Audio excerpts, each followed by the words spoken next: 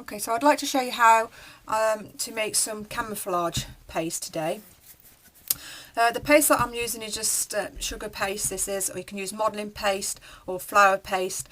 The thing to remember is that they've all got to be of the same consistency. So as you're squeezing them and warming them up, you've got to make sure that they're all the same sort of strength, they're all the same consistency. This is so that when you come to roll them together, they'll all roll equally and there'll be no little gaps between the two. So I'm just quickly warming up my paste. I've chosen 3 different shades of green and a brown to get the camouflage that we tend to see most of. You can use other colours though. I've seen some nice pinks and blues and greys and things, beiges. Well, this is what we're going to go with now. So we've got 4 colours. Obviously our lighter green will be our base colour, so there's a little bit more of that, and then the other 2 colours, other 3 colours, sorry, the brown and the 2 other shades of green are accent colours. So that's the colours that we're going to use.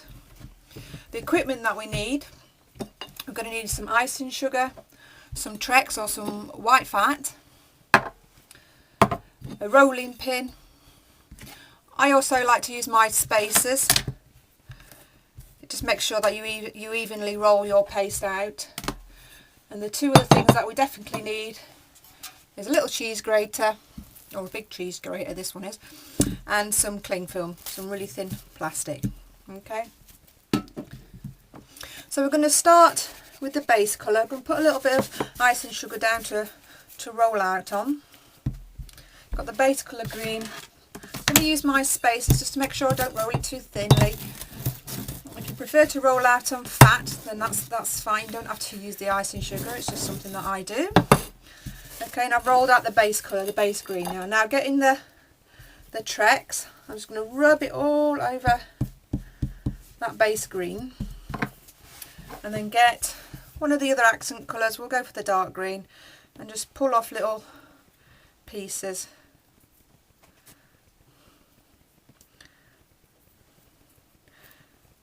Just to sort of cover, cover the base green up. Just scatter it around.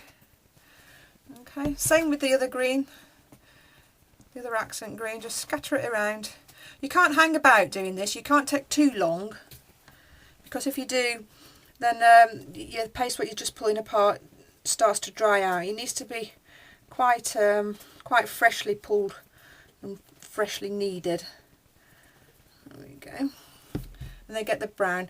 Now you can pull the little tiny bits off like this, but I find sometimes it's a bit tricky. It takes a lot of time. So this is where the cheese grate comes in. I just cheese grate your paste. It's all about time saving sometimes, isn't it? Just push it down a little bit. Get your plastic and push your paste around. Try not to squash it too much, because you don't want to go any thinner than your spacers. Push it all down. And then get your rolling pin, leave the plastic on there and give it a roll.